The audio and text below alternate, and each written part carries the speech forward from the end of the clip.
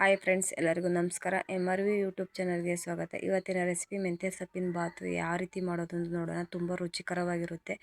ಅದಕ್ಕಿಂತ ಮುಂಚೆ ಸಬ್ಸ್ಕ್ರೈಬ್ ಮಾಡ್ಕೊಂಡಿಲ್ಲ ಅಂದರೆ ಸಬ್ಸ್ಕ್ರೈಬ್ ಮಾಡ್ಕೊಳ್ಳಿ. ಕೆಳಗಿರೋ ಬೆಲ್ಲೈಕನ್ನು ಪ್ರೆಸ್ ಮಾಡಿ.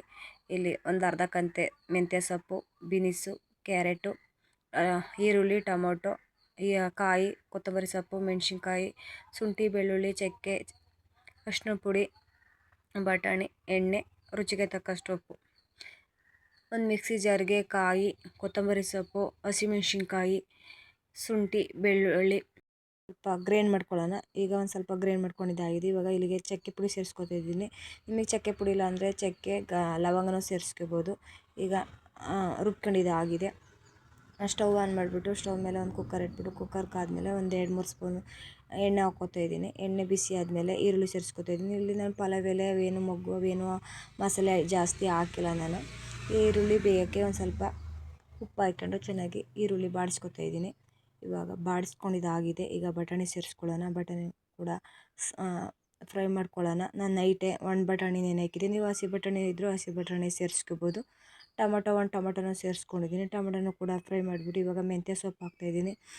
ಬೀನಿಸು, ಕ್ಯಾರೆಟು ಸೇರಿಸ್ಬಿಟ್ಟು ಚೆನ್ನಾಗಿ ಫ್ರೈ ಮಾಡ್ಕೊಳ್ಳೋಣ. ನೀವು ಬೇಕಾದ್ರೆ ಇಲ್ಲಿ ಯಾವ ತರಕಾರಿನಾರು ಸೇರಿಸ್ಕೋಬೋದು. ಒಂದು ಚಿಟಿಕೆ ಅರಿಶಿಣನೂ ಸೇರಿಸಿ ಚೆನ್ನಾಗಿ ಮಿಕ್ಸ್ ಮಾಡಿಕೊಂಡು ಹಸಿ ಸ್ಮೆಲ್ಲೆಲ್ಲ ಹೋಗೋವರೆಗೂ ಚೆನ್ನಾಗಿ ಫ್ರೈ ಮಾಡ್ಕೊಳ್ಳೋಣ.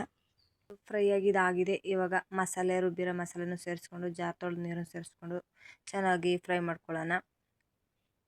ಈಗ ಇದು ಫ್ರೈ ಆಗಿದ್ದಾಗಿದೆ. ರುಚಿಗೆ ತಕ್ಕಷ್ಟು ಉಪ್ಪು ಹಾಕ್ಕೊಳ್ಳೋಣ. ಉಪ್ಪು ಹಾಕಿ ಚೆನ್ನಾಗಿ ಮಿಕ್ಸ್ ಮಾಡಿ ಇವಾಗ ಬುಲೋಟ್ ರೈಸ್ ತೊಗೊಂಡಿದ್ದೀನಿ.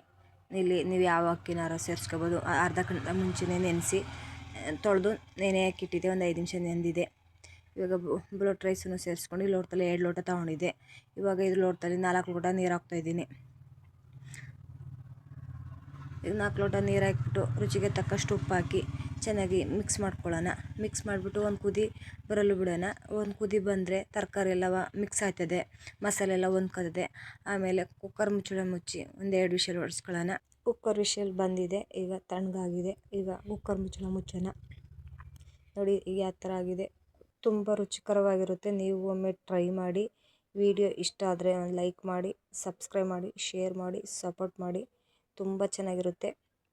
ವಿಡಿಯೋ ನೋಡೋ ಕರ್ನಾಟಕ ಜನತೆಗೂ ಥ್ಯಾಂಕ್ಸ್. ಮತ್ತೊಂದು ವಿಡಿಯೋ ಜೊತೆ ಭೇಟಿಯಾಗೋಣ. ಬಾಯ್ ಬಾಯ್, ಟೇಕ್ ಕೇರ್.